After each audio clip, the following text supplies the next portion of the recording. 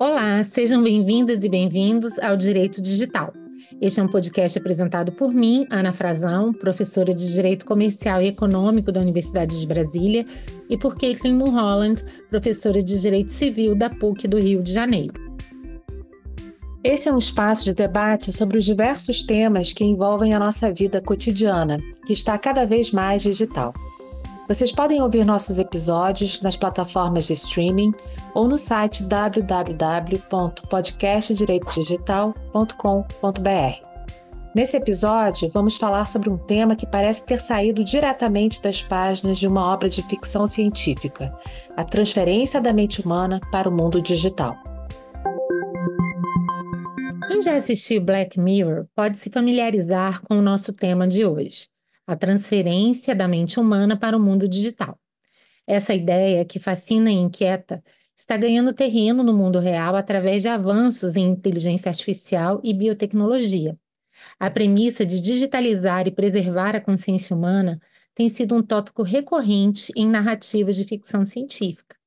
Ela nos desafia a questionar a natureza da vida, da morte e da identidade pessoal. Na vida real, a ideia começa a tomar forma através de projetos e pesquisas que visam não apenas entender a mente humana, mas também replicá-la ou preservá-la de formas que desafiam nossa compreensão tradicional da existência. Estamos no limiar de um novo horizonte, onde os avanços tecnológicos podem permitir que memórias, personalidades e até consciências sejam mapeadas, armazenadas e potencialmente reativadas. Um dos projetos mais relevantes nessa área é o da Terrorism Movement Foundation, que desde 2004 trabalha com a ideia de que a personalidade humana pode ser digitalizada e eventualmente replicada. Eles coletam dados de personalidade em uma escala extensa e usam esses dados para tentar criar simulações digitais que refletem traços da personalidade específicos, fundamentados no modelo Big Five. Outra iniciativa inovadora é a YOV, que procura criar versões digitais de pessoas a partir de áudios, textos e outros registros, permitindo interações póstumas. A ideia é que familiares e amigos possam continuar a ter algum tipo de contato com o ente querido, mesmo após sua morte, através de um avatar digital que utiliza os dados coletados para simular conversas e interações. Bruce Duncan, diretor executivo da Terrorism Movement Foundation, destaca que, apesar do progresso na coleta e interpretação de dados de personalidade, a fundação ainda está na fase de treinamento de uma inteligência artificial que possa simular de forma convincente a personalidade humana. Duncan é cauteloso, observando que ainda não podemos dizer que temos uma mente clonada, já que o projeto está longe de atingir uma replicação total da consciência humana. Vitor Calegaro, professor adjunto do Departamento de Neuropsiquiatria da Universidade Federal de Santa Maria, aponta limitações mais fundamentais. Ele explica que a personalidade humana é o produto de uma interação complexa de sistemas psicofísicos, que incluem elementos mentais e biológicos. Sem a capacidade de replicar essas interações biológicas em um ambiente digital, a ideia de simular completamente a personalidade de alguém permanece, por ora, fora de alcance. Calegaro também enfatiza que certos traços, como a sexualidade e o amor, não podem ser totalmente categorizados ou replicados por modelos matemáticos. Um ponto relevante é o vazio legal relativo ao uso de dados digitais de pessoas falecidas para criar simulações ou avatares digitais. A Lei Geral de Proteção de Dados não especifica como esses dados devem ser tratados após a morte do titular, levantando questões éticas sobre a memória e a honra do falecido. Lívia Teixeira Leal, professora da PUC-Rio e especialista em herança digital, destaca a importância da tutela da memória, que protege a imagem da pessoa ainda em vida, mas indica que há um risco de violação da memória quando as simulações digitais não refletem fielmente a personalidade ou os desejos do falecido. Essas brechas legais exigem uma reflexão mais profunda sobre a extensão dos direitos individuais após a morte, assim como a necessidade de desenvolver novos marcos regulatórios que abordem especificamente as implicações da tecnologia na vida e na morte, preservando a dignidade e a vontade das pessoas mesmo após seu falecimento. Vamos debater sobre isso no episódio de hoje. Vem com a gente. Pois é, Kate, dando início à nossa conversa, como é que o direito vai enfrentar esse tipo de situação? Qual é o papel, na verdade, do direito na regulação de tecnologias de simulação digital de pessoas, incluindo aí as pessoas falecidas? Ana, eu poderia começar nossa conversa dizendo que eu não faço ideia, que isso para mim é estarrecedor, né? Eu acho que acho que o primeiro impacto que a gente sente, até para nós, né, que estamos acostumados a lidar com questões de tecnologia super atualizadas, né? Esse assunto realmente é muito impactante. Porque uma coisa é a gente conversar sobre um tema, inclusive, que a gente já bateu um papo num podcast anterior, que são aquelas situações em que existe, né, uma recriação através de imagens, hologramas, avatares, né, de pessoas para fins publicitários ou shows, né? A gente lembra do caso da Elis Regina, no anúncio da Volkswagen, do show do Michael Jackson ou do Tupac Shakur com o holograma deles. Isso é uma questão que diz respeito a um debate sobre direitos autorais, direito à imagem, exploração econômica da imagem, direito dos herdeiros, enfim. É, essa situação, né, que a gente vai debater no episódio de hoje é um pouco diferente, porque a gente está se referindo à recriação, ou melhor dizendo, né, à transferência de uma personalidade, muito entre aspas, né, de uma pessoa morta para um computador. E, Uhum, eventualmente, desse computador, desse chip, para um avatar, para um robô, para uma pessoa construída roboticamente, enfim. Eu lembro que a gente começou a nossa conversa, né, falando do Black Mirror. Não sei se você lembra, Ana, de um episódio chamado Volto Já, que é um episódio que tem muito a ver com o que a gente vai conversar aqui hoje, né?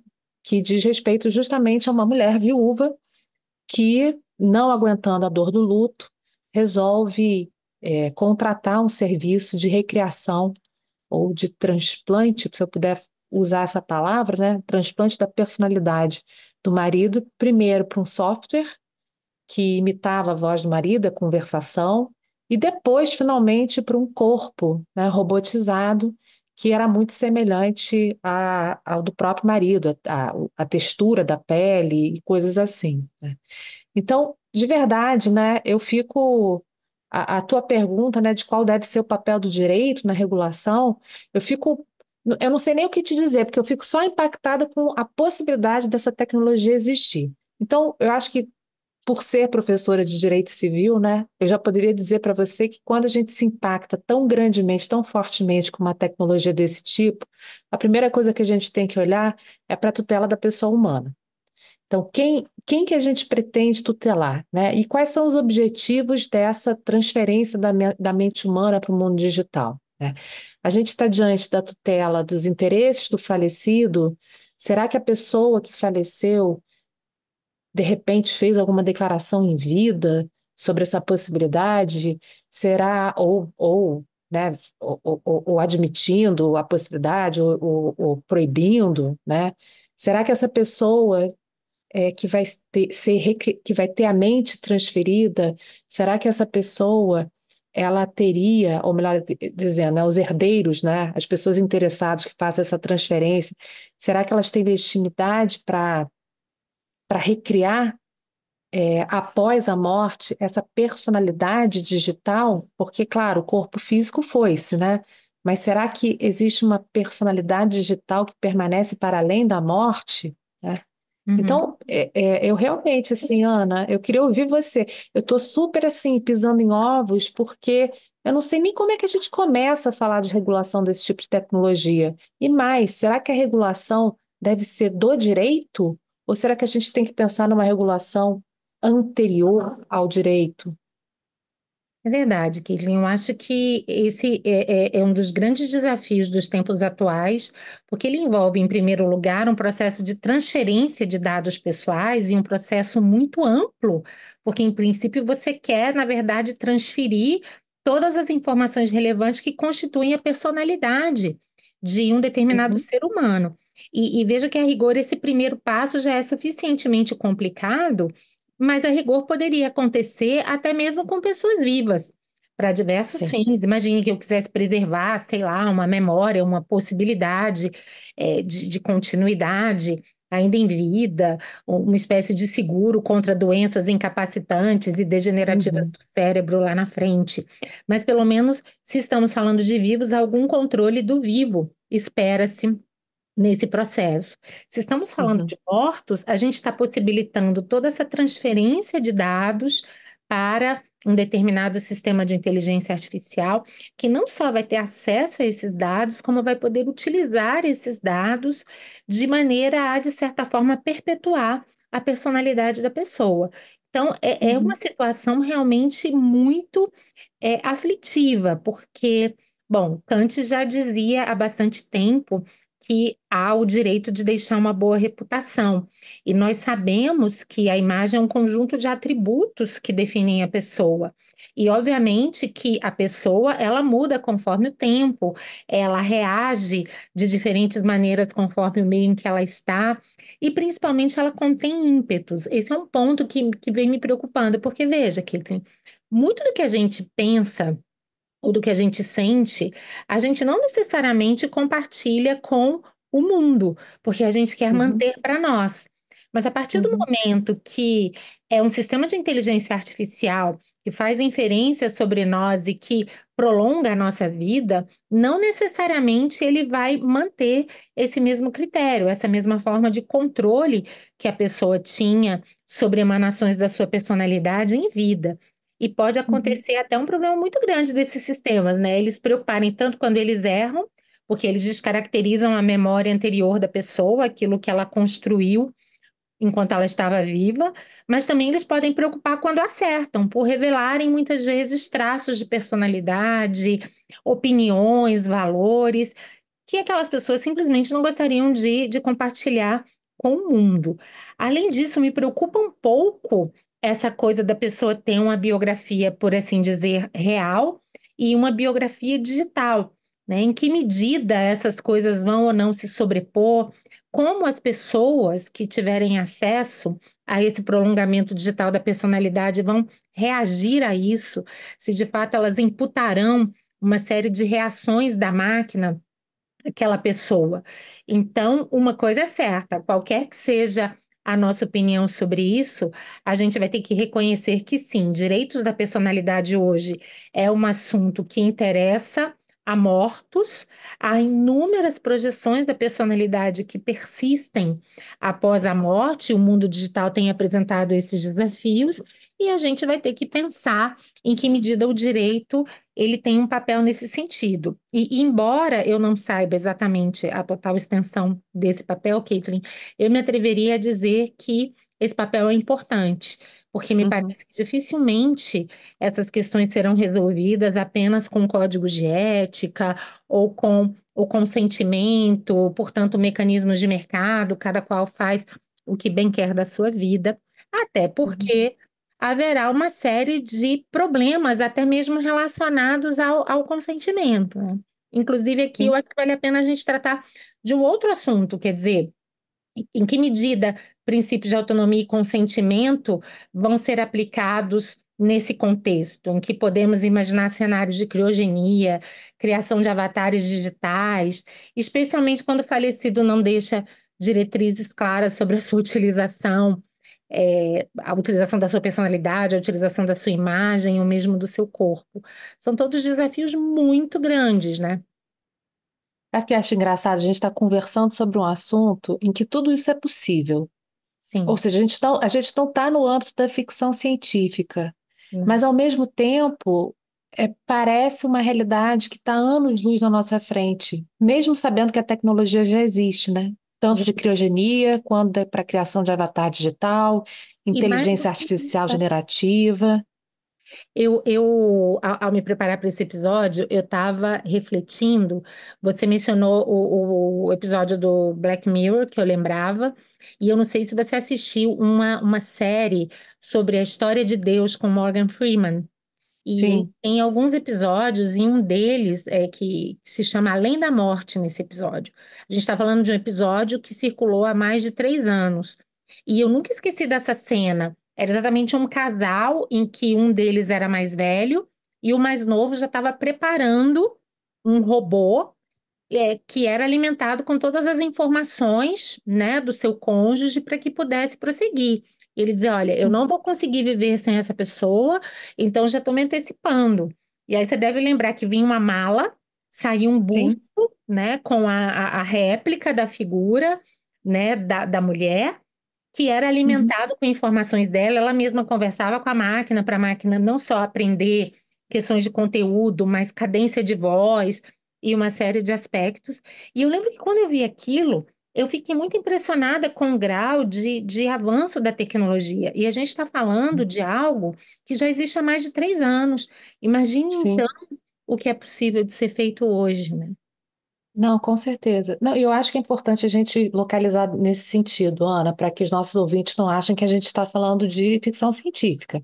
A gente Sim. está falando de tecnologias que existem e que podem ser aplicadas e, na grande maioria das vezes, não tem ainda uma regulação jurídica para limitar ou impor regras específicas, né? Seja para sua produção, implementação, enfim.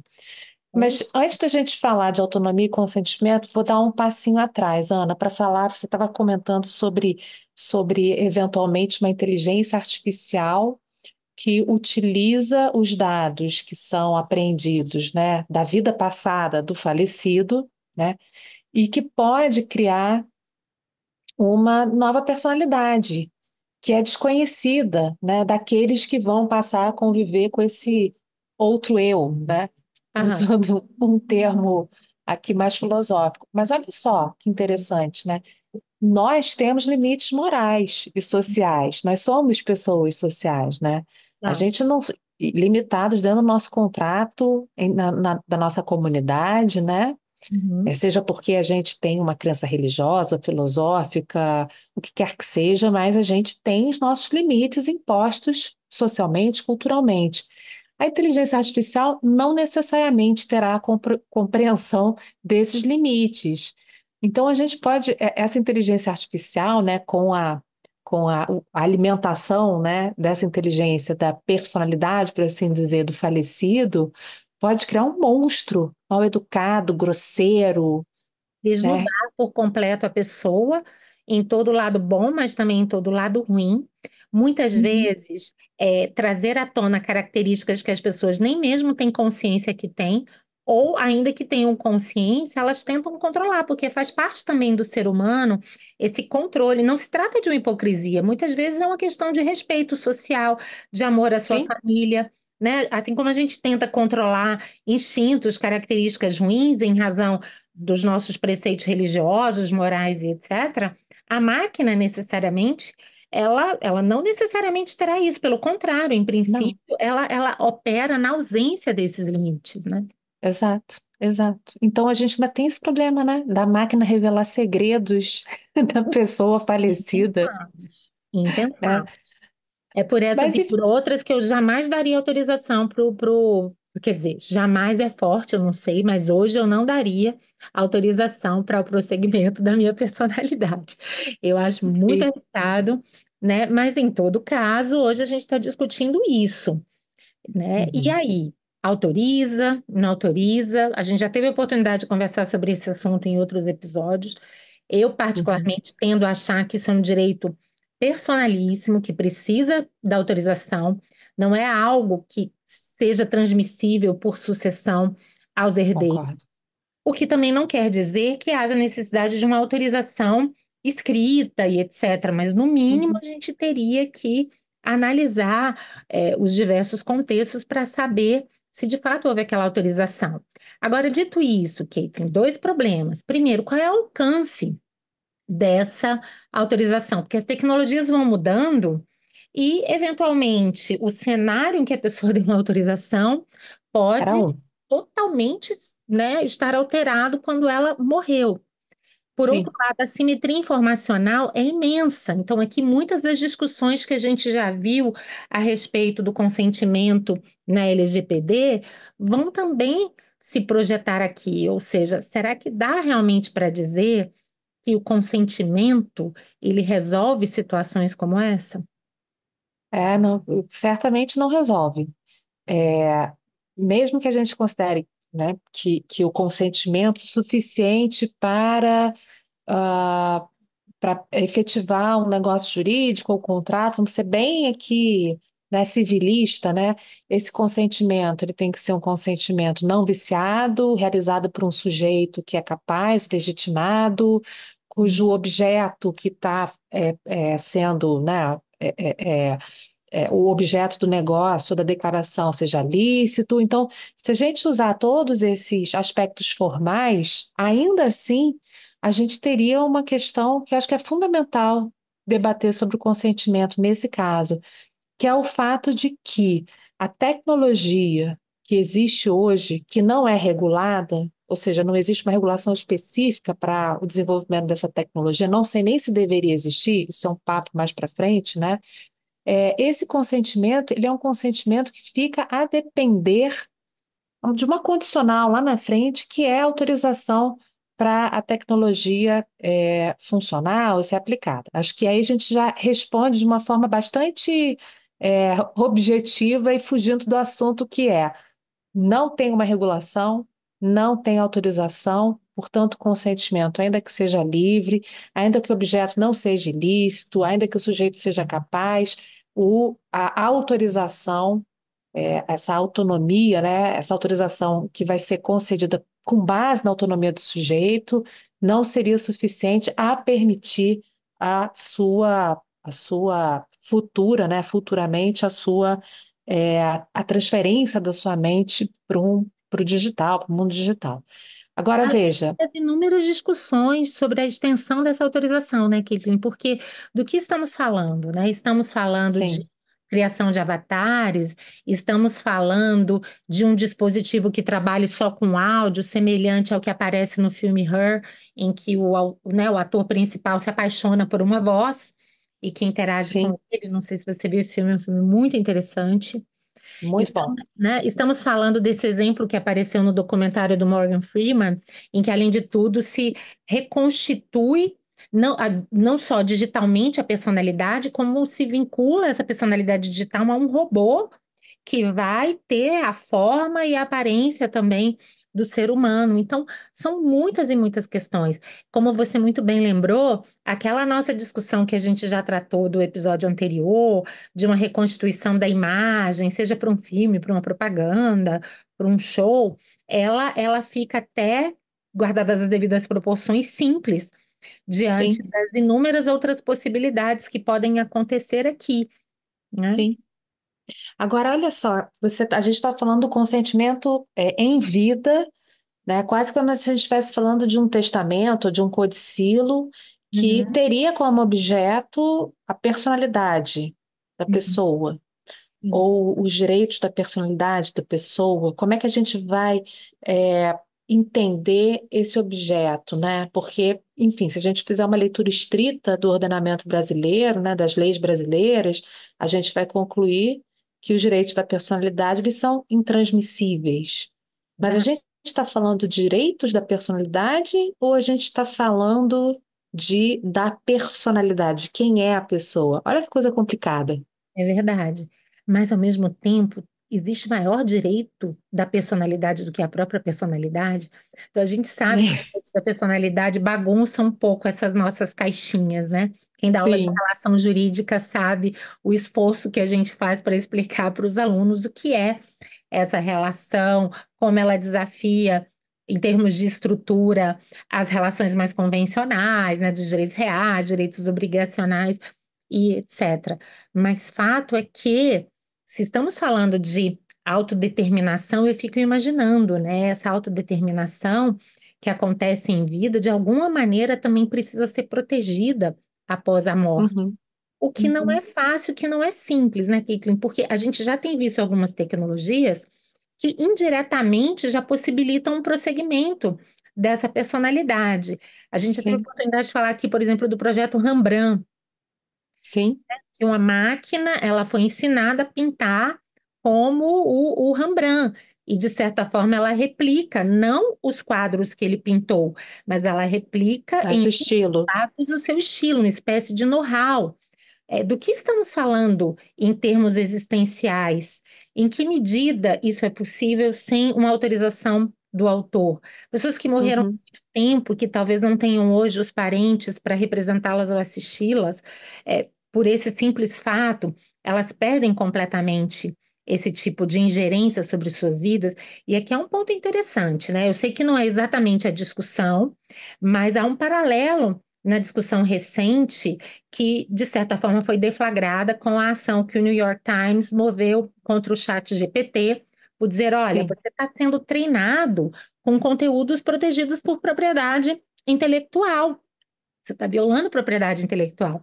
E eu achei muito interessante quando o chat GPT, em uma manifestação oficial, falou: eu não tenho como treinar um sistema dessa magnitude sem violar o direito autoral, né? É, Né? é. Agora nós estamos falando de um outro patamar, em que talvez treinar máquinas com esses dados não seja propriamente um problema de direito autoral, embora possa ter algumas facetas de direito autoral, né? Uhum, Quando for um artista, quando for uma pessoa que tem um estilo literário que eventualmente possa ser prolongado por meio da máquina, mas eventualmente pressupõe aquela ideia de que é legítimo que um sistema possa capturar a minha personalidade sem o meu consentimento, ou ainda que com um consentimento que muitas vezes não foi informado, não foi devidamente atualizado diante de novas tecnologias e novas utilizações, é uhum. realmente muito complicado, Caitlin.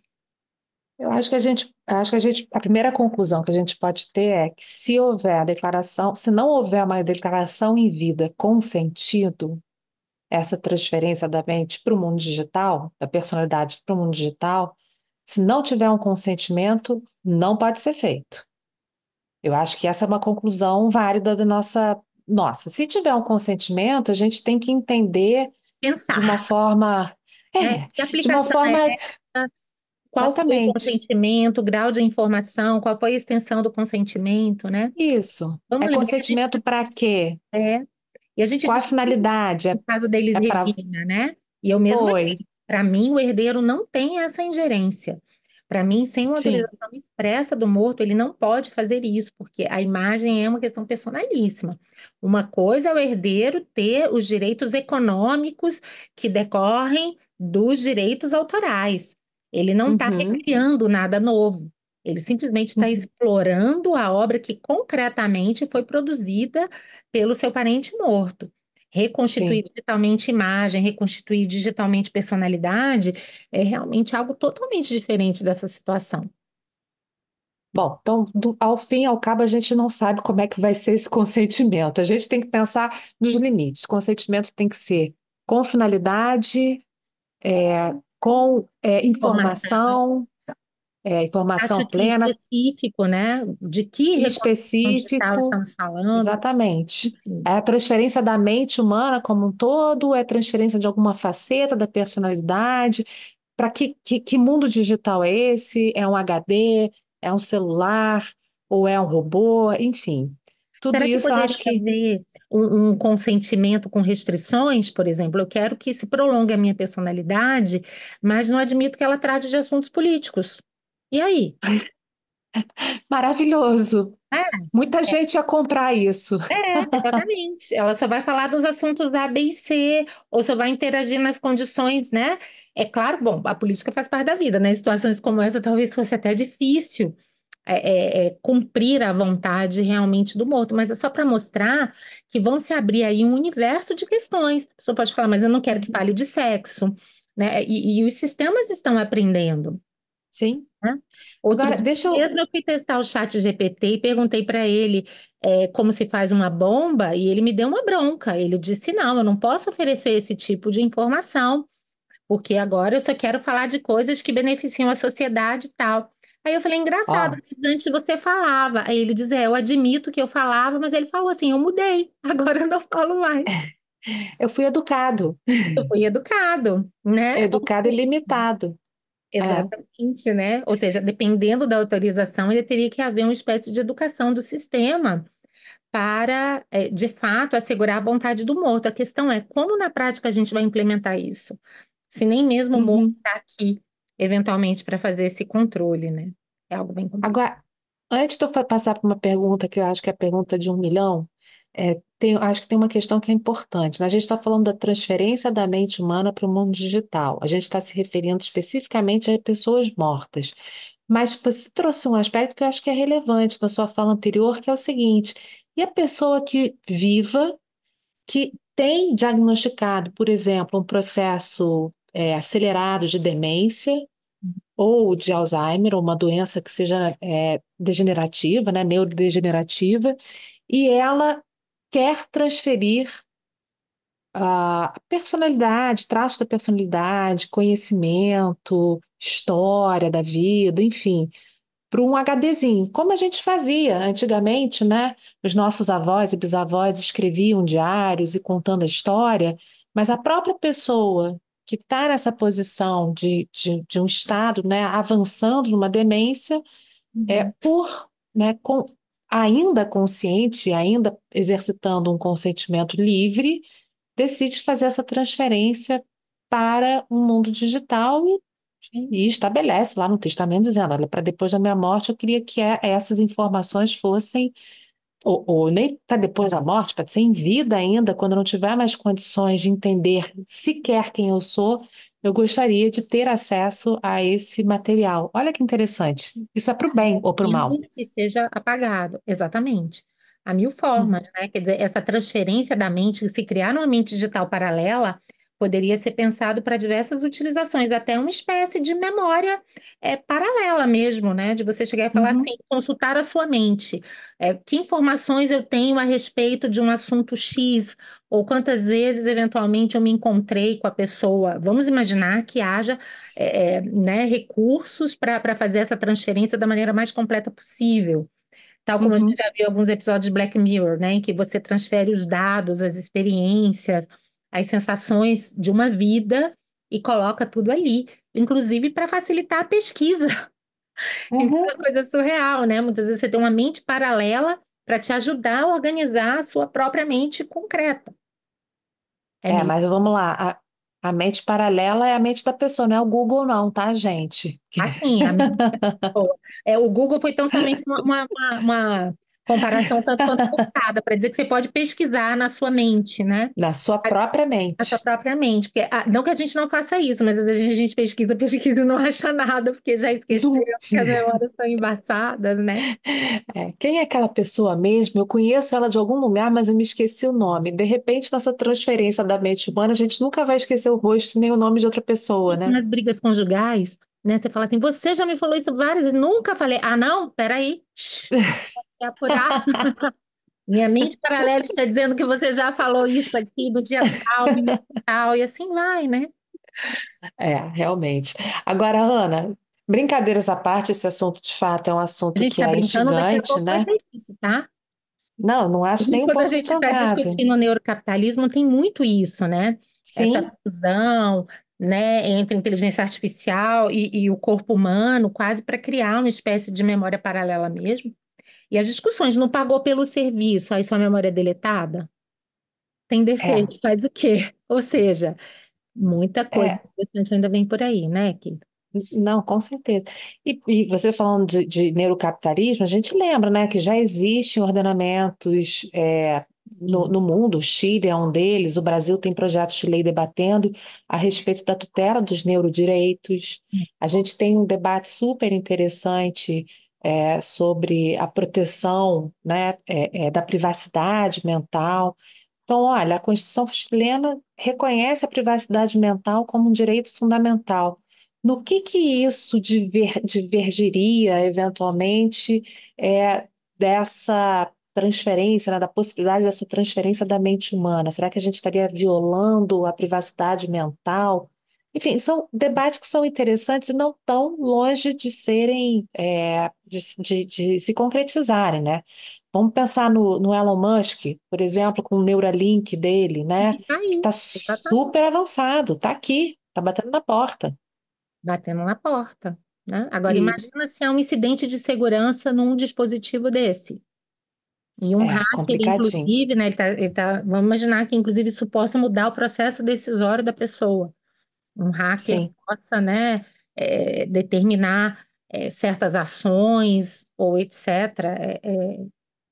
O número não de é ficção questões aí científica. não é ficção científica, é só para mostrar que, para além da esfera existencial, que é o foco da nossa conversa, nós temos inúmeras outras esferas, porque essas coisas vão afetar também terceiros e uma série de questões estarão envolvidas, inclusive de ordem econômica, embora o nosso foco hoje seja realmente mais existencial, né? A própria questão Então, da proteção do morto, né? Aí você falou que tinha uma pergunta de 1 milhão que eu acho que eu até já sei qual. Então, não, a pergunta de 1 milhão que você vai ter que responder é o seguinte: a Lei Geral de Proteção de Dados Pessoais ou outras leis que sejam parecidas com o LGPD, ao redor do mundo, por exemplo, Regulamento Europeu de Proteção de Dados, ou até mesmo outras leis como o AI Act ou o projeto de lei que a gente tem no Brasil de inteligência artificial, você acha que essas legislações elas poderiam ser adaptadas ou até mesmo expandidas para que pudessem tratar especificamente desses dados digitais dos indivíduos já mortos? O que você acha, Ana? É a pergunta de 1 milhão, porque. Quando a gente é, lê, assim, a gente sabe que a LGPD, eu queria até ouvir sua opinião, ela não foi pensada para os mortos, embora, salvo o melhor juízo, ela não tem nenhuma previsão afastando-se expressamente, embora a não, LGPD já tenha feito isso, né? é Dizer isso. A NPD tem uma opinião ali de que a Lei Geral de Proteção de Dados não controversa, se aplica, exatamente, controversa, controversa, dizendo que a LGPD não se aplica a mortos, a sim. dados de pessoas mortas. Mas a grande questão é por que não se aplicaria? Né? A gente pode utilizar todas as bases de dados, algumas, claro, perdem o sentido, né? O Sim, crédito para morto, claro, né? A base não legal faz sentido algum. não faz sentido algum. Mas dependendo do caso, faria sentido. E o mesmo consentimento a ser analisado, claro, o consentimento dado ou não em vida, né? Agora, me Uhum, parece que, claro, essa é uma questão delicada. Eu tenho muitas restrições em relação a esse entendimento da NPD, mas eu acho que, independentemente disso, a própria estrutura protetiva de direitos da personalidade do Código Civil já conseguiria nos dar uma série de indicativos nesse sentido. A gente tem os uhum. parágrafos únicos dos artigos 12 e 20 do Código, que já acenam no sentido da proteção de aspectos da personalidade após a morte, ainda que Após a a gente morte. saiba de todas as controvérsias, né? A Uhum, gente tem a dignidade da pessoa humana, que tem um desdobramento também após a morte, o direito à proteção de dados hoje tem estatura constitucional, ou seja, independentemente de interpretações restritivas da NPD ou mesmo da LGPD, caso se entenda que essa restrição está no texto da lei, você tem uma base constitucional que pode ampliar esse debate, mas fato é que talvez precisemos realmente de regras mais explícitas, mais pormenorizadas para lidar com essa realidade, que realmente foge muito ao padrão daquilo que a gente está acostumado a lidar. uhum. Agora, deixa eu fazer uma pergunta, ver se você concorda comigo. Por mais que a lei geral, né, não tenha feito, vamos supor aqui só para argumentar que a posição da NPD seja uma posição que vinculativa, que deve ser seguida, ou seja, a Lei Geral de Proteção de Dados não se aplica a dados de pessoas mortas.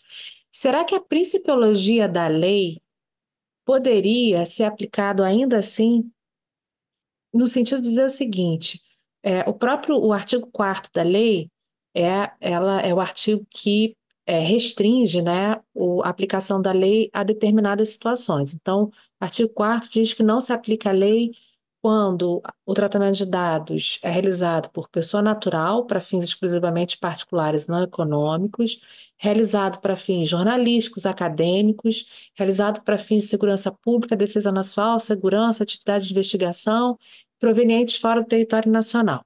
Mas, veja, não existe em momento algum qualquer referência de vedação para aplicação da lei para dados de pessoas mortas. E o Sim. artigo 5º, eu acho que tem que ser lido, porque se trata justamente de uma exceção, né? Ou seja, uma indicação, uma obrigação negativa que deveria ser lido de forma restritiva. Então, Uhum. são somente essas as hipóteses em que não deverá se aplicar a Lei Geral de Proteção de Dados Pessoais. Não sei se você concorda comigo. Eu Se acho que você for esse o explicou caso, brilhantemente, Caitlin, as razões pelas quais eu acho que esse entendimento da NPD é um entendimento falho. pois é, porque houve a oportunidade do legislador se manifestar a respeito disso, né? A se manifestar no sentido de dizer, olha, não se aplicará a dados de pessoas mortas. Ao mesmo tempo, o próprio conceito de dado pessoal, né, estabelece que o dado pessoal é a informação relacionada à pessoa natural. Pessoa natural só pode ser assim considerada a partir do momento em que nasce com vida e durante o momento da sua personalidade. Então, a gente poderia eventualmente pensar que a referência à pessoa natural Uhum. excluiria a pessoa morta. Mas veja, são todas conjecturas de interpretações possíveis, né? Mas eu penso que, eventualmente, ainda que a gente pense o seguinte, não, tudo bem, então não se aplica a pessoa, dados de pessoa morta não vão ter proteção da Lei Geral de Proteção de Dados. Mas e a principiologia? É isso. E mais do que isso, a gente já tem assente hoje no direito privado que existem direitos da personalidade de mortos ou projeções da personalidade que serão tuteladas pelos parentes, ou seja, é algo relativamente tranquilo. A gente pode ter uma dificuldade para definir o status jurídico, mas a gente sabe Uhum, que mortos merecem proteção em suas situações existenciais. O que, aliás, não é nem sim, novidade. Eu comecei a nossa conversa mencionando Kant e o direito de deixar uma boa reputação. Quer dizer, dado sim, pessoal hoje em dia está totalmente associado a isso, à sua imagem, à sua memória e a tantos outros aspectos da sua personalidade. Então, negar a proteção aos dados pessoais para o morto, na prática, vai implicar, num mundo cada vez mais digital, negar também a proteção a uma série de aspectos da personalidade desse morto sim. que estão umbilicalmente relacionados à questão dos dados pessoais. A imagem é, Não é, à- por exemplo. não é à toa que o Stefano Rodotà, já na década de 70, se referia ao corpo digital, né, quando se falava da proteção de dados, né, que para além do corpo físico, a pessoa também é representada pelos dados que conformam, né, que a conformam. Então, esses dados pessoais seriam quase como uma colagem em cima do corpo físico, numa representação digitalizada ou digital daquela pessoa, né? Então, o corpo digital, ele de fato é protegido, ele deve ser protegido. Quando o corpo físico deixa de existir, o corpo digital morre, entre aspas, Ponto, né? Sobre vários aspectos, ele persiste, né? A gente- persiste. E Ele, são dados. exatamente. E Sim. persiste com todas as dificuldades inerentes a essa persistência, porque no começo a gente mostrou que a interação humana, a jornada humana, ela decorre de uma combinação muito complexa de diversos fatores genéticos, biológicos, sociais, culturais, não é verdade? Então, assim, Uhum. mais que eu alimente uma máquina com toda a experiência, vai ser muito difícil a gente tentar simular ou antecipar aquilo que aconteceria se a pessoa viva estivesse submetida àquela situação, né? Sim. Há questões morais dela que você muito bem lembrou, a própria pessoa muda de Sim. personalidade, de opiniões e de gostos. A ideia é que a jornada humana, inclusive, sirva para aprimorar qualidades boas e virtudes. Então, portanto, seria normal e esperado que quanto mais a gente vivesse, mais a gente pudesse, se fosse o caso, apresentar uma versão mais evoluída de nós E mesmos. sábia. Sabe? E outro que a gente vê, e que a gente mencionou também no início, há aspectos da personalidade humana que não podem ser reduzidos a um modelo matemático. A gente vê que o ser humano ele tem uma capacidade de enquadramento que, de repente, no que ele enquadra o problema de uma outra maneira, ele muda totalmente a forma de Uhum. pensar e a sua conduta em relação a determinados assuntos. Então, a máquina, quando ela olha para o passado, ela muitas vezes vai replicar o passado no futuro. E enquanto que a interação natural do ser humano ela é muito maior do que isso, né? Então, de fato, me parece que seria um engano imaginarmos que aquilo seria realmente um prolongamento da personalidade. Talvez fosse uma outra personalidade mesmo, e que, a depender do caso, ela pudesse, inclusive, ser contrária à personalidade e à jornada que a pessoa viva deixou, criando sobreposições e confusões, etc. O que é também um ponto importante para mostrar que essa discussão, ela tem uma dimensão individual, existencial de proteção do morto, mas ela também tem uma dimensão social, né? A gente está Uhum, falando aqui do direito que a sociedade tem à informação fidedigna, em que medida essas tentativas não podem bagunçar por completo memórias uhum, coletivas sobre pessoas importantes, o que pode influenciar a interpretação de fatos históricos, a formação de diversos convencimentos, ou seja, é por isso que eu falei para você que eu tenho tantas restrições em relação ao consentimento, porque a questão uhum. aqui não é só pessoal, né? Você tem insistido Sim. muito nessa dimensão coletiva da proteção dos dados pessoais, com a qual eu concordo muito, e eu acho que aqui a gente tem uma dimensão coletiva de proteção da personalidade que também está muito vinculada à própria informação fidedigna, o direito à informação visto sobre um prisma coletivo, né? A gente poderia, se a gente quisesse ultrapassar um pouco esse debate para um debate político, pensar até mesmo em direito à memória e direito à verdade, né? Ou Exatamente, seja, né, exatamente. pensar em E que essa veja, transferência. outra coisa que me preocupa muito, não sei se você compartilha essa preocupação, mas a gente tem visto que as novas tecnologias, elas mudam a forma da existência humana. Hoje as pessoas preferem muitas vezes, ao invés de viver a experiência concreta no mundo real, elas estão tirando fotos para replicar essa experiência e Um usufruir horror, dessa experiência no mundo digital, né? um E aí horror. eu fico imaginando, imagine se nós soubéssemos que a nossa vida seria reconstituída digitalmente após a nossa morte. Será que não aconteceria algo semelhante àquele cenário descrito pelo Panopticon de Bentham? Quer dizer, o simples fato de acharmos que somos vigiados já muda a forma como a gente age.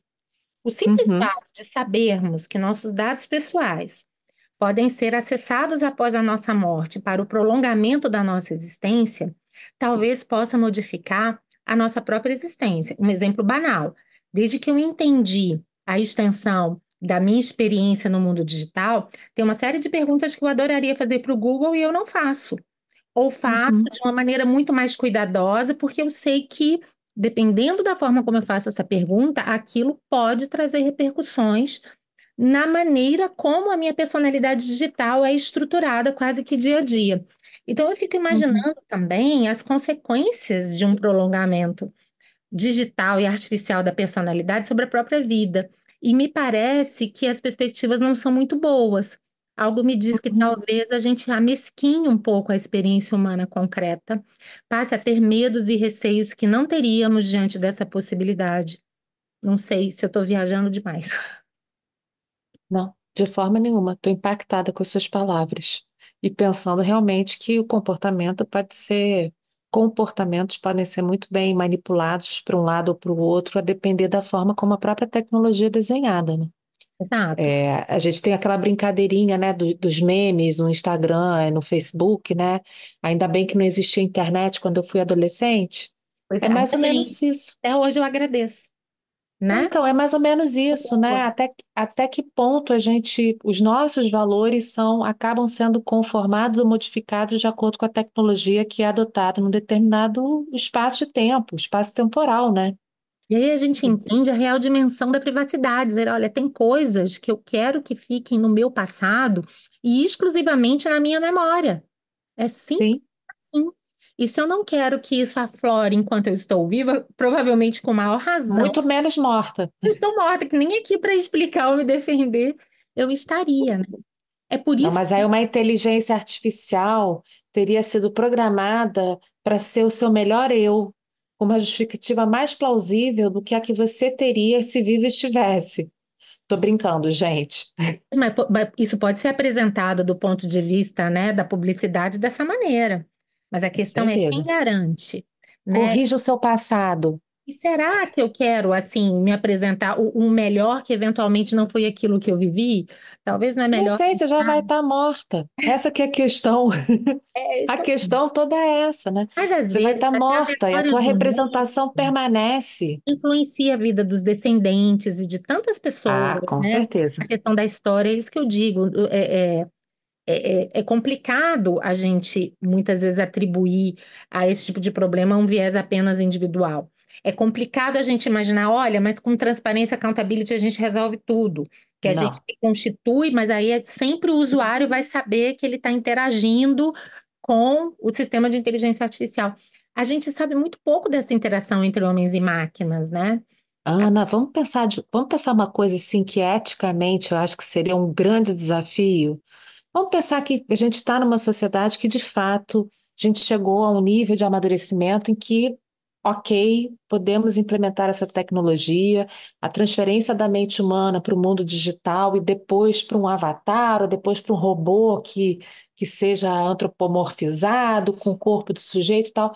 Imagina se a gente consegue fazer isso e se torna viável que um ditador, um assassino, uma pessoa do nível de Adolf Hitler seja recriado, né, como um robô.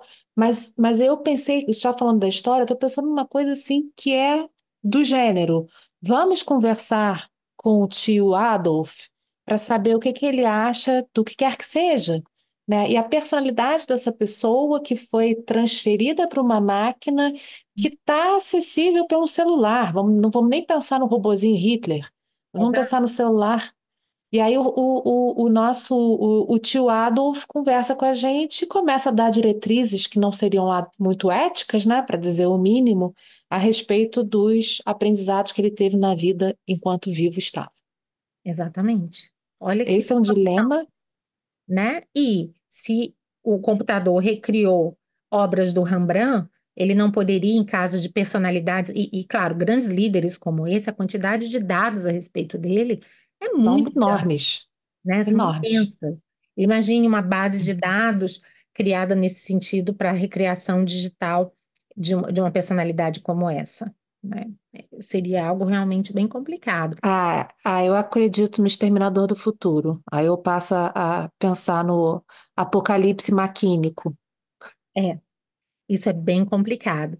E aqui, Caitlin, eu acho que a gente já tem que entrar na nossa última frente de reflexões, acaba sendo, assim, uma pergunta é, filosófica mesmo, né? O impacto disso na nossa percepção de vida e de morte, porque parece que o ser humano tem uma dificuldade muito grande em lidar com a finitude. E muito Uhum. dessa busca vem quase que de um anseio desesperado de prolongarmos a vida a qualquer preço, né? Fazemos isso na medicina, fazemos isso, né, por diversas maneiras, e agora estamos querendo, né, clonagem, tem gente já querendo clonar, querendo não, clonando o cachorro, né? Eu gosto desse cachorro, eu não aceito a morte dele. Então, a clonagem é uma solução e uma forma de perpetuação daquela vida anterior. E já que a gente não pode fazer isso com seres humanos, então a gente reconstitui digitalmente a personalidade deles. É uma clonagem mental, se a gente Uma puder, clonagem cerebral. mental, exatamente, É, né? eu tenho tanto para falar sobre isso. Eu acho que, é, enfim, essa realmente é uma pergunta muito mais filosófica, né, do que regulatória e jurídica. Mas eu acho que eu lembro daquele filme, para a gente não ficar muito pesado esse episódio. Você lembra daquele filme Highlander? Lembro vagamente. Ele, vagamente, não é da sua época, né? Você era Não, claro que é novinha da minha ainda. época. Lembro. Mas o Highlander, para os nossos ouvintes mais novinhos, o Highlander, ele era um filme que mostrava um guerreiro escocês das Highlands, né? Os meus antepassados escoceses, que ele viveu eternamente, né? E a história tinha uma música linda do Freddie Mercury, que era a trilha sonora do filme, que chamava Who Wants to Live Forever? Quem quer viver para sempre, né? Eu acho que assim, viver para sempre é legal na memória dos outros, né? Só na memória. e não na vida, seja ela física ou digital. Eu acho que essa perpetuação da vida, muito entre aspas, né, depois da morte, seja pela clonagem de animais, seja por conta dessa transferência da mente para o digital, é quase como um roubo num jogo de tabuleiro, né? É um pouco Você isso. não, você não chega nunca no final, né? Você está sempre volte duas casas, volte três casas, quando na realidade eu acho que no final das contas o nosso caminho é sempre chegar no final mesmo, né? Pois é. Então, E aí, Keila, a gente pensa até no que é a vida mesmo e o que é a pessoa, porque nesse episódio dessa série, né, que eu mencionei do Morgan Freeman, A História de Deus, e esse episódio é além da morte, né? uhum, Ele interage com esse sistema de inteligência artificial que está sendo construído para prolongar a vida de uma pessoa, em razão do cônjuge, que já na expectativa de que não vai conseguir viver, precisa ter aquela continuidade. E aí ele diz: bom, mas e a alma? Né? Não é isso que caracteriza a pessoa humana? Um robô, ainda que alimentado com todos os dados, será que ele vai realmente replicar a existência humana? E aí a própria pessoa responsável pelo experimento, que é também um cientista, né? Então ele fazia isso no interesse pessoal, você deve lembrar, mas também no interesse uhum, científico, ele diz: ah, você está fazendo perguntas que são muito difíceis de responder. A gente está replicando, digamos assim, uma dimensão da vida humana, que é o cérebro humano, que a gente vai tentar reconstruir digitalmente, como quem diz assim, uhum. e para por aí, né? Se você É, entende que o que sobrou não é um ser humano, e eu particularmente entendo que não é, não só em razão da ausência de alma e talvez esse senso crítico, da consciência moral e de uma série de coisas que são determinantes para a nossa experiência no mundo, mas sobretudo diante de uma capacidade do ser humano que é de uma renovação, de adaptação, de fazer novos enquadramentos. É aquilo que a gente uhum, sempre fala, né? O raciocínio algorítmico e de sistema de inteligência artificial, eles podem ser muito bons para algumas coisas, mas eles não fazem o que o ser humano, os que os seres humanos fazem. Não não trabalham com faz. causalidades, com constrições, com contrafactuais, não tem as constrições morais e religiosas que nós temos. Então, a gente retira tanta parcela importante da condição humana que no fim das contas vai ficar exatamente o quê? E ainda correndo o Bits risco e de bytes. estado não intencional, de alucinações, né, Sim, de serem desvelados aspectos das nossas vidas que a gente não gostaria que fossem. Em resumo, essa contabilidade para mim tá bem negativa. Até por essa também acho. razão eu não queria, até porque deve ser muito caro, eu não cheguei a pesquisar o preço disso, mas certamente, né? Que Não, baratinho ainda é, tem né? isso, né? Ainda tem isso, né, Ana? Porque a gente está num debate filosófico, ou religioso, ou ético, a depender, né, da visão, mas mais do que isso, a gente tem um debate econômico também. Quem é que pode viver para sempre, Ana? Exatamente. Quem é que Quem pode, pode pagar. quem pode pagar? Ou seja, a gente tem uma clivagem social e econômica aqui imensa, né? E vejo que são Sim, contratos cativos, né? Esse também é um ponto importante, porque não adianta sim. eu querer reconstruir minha mãe um mês, não paguei e perdi minha mãe. É assim que vai funcionar, né? E veja, aliás, que tipo de bem é esse? Pode penhorar, né? Eu tô devendo, não penhora lá o robozinho que é a mãe dela. Não, sabe? É um outro tipo de contrato, né? Cativo, com uma dimensão existencial tão grande que a gente fica pensando, como é que vai fazer? Ah, mas você tem que pagar a manutenção do serviço, você não pagou, a gente interrompe, sua mãe tá mudinha lá, não adianta tirar ela da malinha, Será, quando você ligar, ela não vai responder. Enquanto você não, será que ela foi assassinada, Ana? não é? Enquanto você não acertar, Reac- Remorta? a empresa faliu, né? Deu um tilt no robô, perdeu todos os dados da sua mãe. Ela falou, gente, e aí? Perdi minha mãe duas Tá- vezes. Perdi na vida real e perdi agora, né? Gente, estou falando da minha mãe com o maior respeito, porque para mim, graças a Deus, minha mãezinha é viva e eu já antecipo que vai ser uma das maiores perdas da minha vida. Já vai ser muito difícil perdê-la na vida real, né? A Perdê-la gente duas recria vezes. ela, Ana. A gente recria, a gente consegue recriar as pessoas, sabe como? Ah, Com fotografia, nas nossas com memórias, né? nas nossas memórias, no que a gente escreve, no que a gente viveu. É isso. Eu sou uma pessoa super, super favorável ao desenvolvimento de qualquer tecnologia, mas eu acho que existe um limite ético que é semelhante àquele da clonagem humana, muito parecido com os princípios da bioética. É verdade. É, a mente humana e a personalidade fazem parte de uma pessoa tal como o seu corpo físico. Então, Concordo. se o corpo físico vai, deixa de existir, porque não se respira, a mente humana também vai. É isso aí.